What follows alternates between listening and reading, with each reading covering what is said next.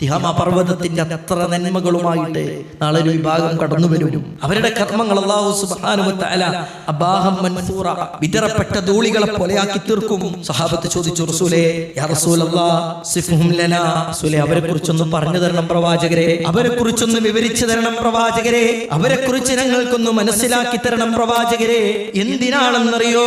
അല്ലാ നകൂന മിൻഹും വനഹ്നു ലാ നഅലം, ഞങ്ങൾ അറിയാതെ പോലും അവരിൽ പെട്ടുപോകാതിരിക്കാനാണ് റസൂലേ. അല്ലാഹുവിന്റെ റസൂല് പറഞ്ഞു കൊടുത്തത് നിങ്ങളെ പോലെയുള്ളവരാണ് അവർ. എത്രത്തോളം എന്നറിയോ?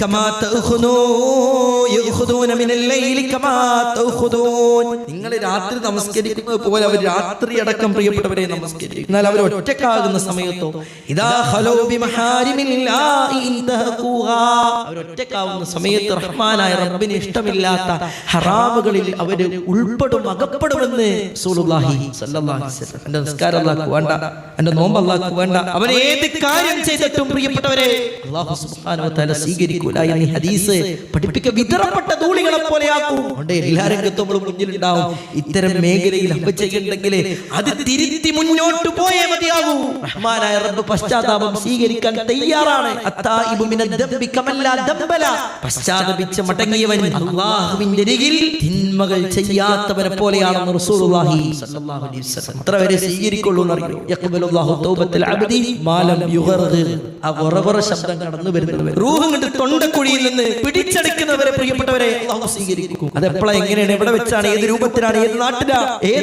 ഏത് അവസ്ഥയിലാണ് നമുക്കറിയോ? അറിയൂല. അതുകൊണ്ട് ജീവിതത്തിൽ മനുഷ്യരാണ് കുല്ലുബനി ആദമ ഖത്താ, പാപങ്ങൾ സംഭവിച്ചു പോയേക്കാം. സംഭവിച്ചു പോയ പാപങ്ങള് തുടരെ തുടരെ തുടരെ ജീവിതത്തിൽ കൊണ്ടു നടക്കുക എന്നുള്ളത് അത് ഏറ്റവും വലിയ പ്രശ്നം പ്രിയപ്പെട്ടവരെ.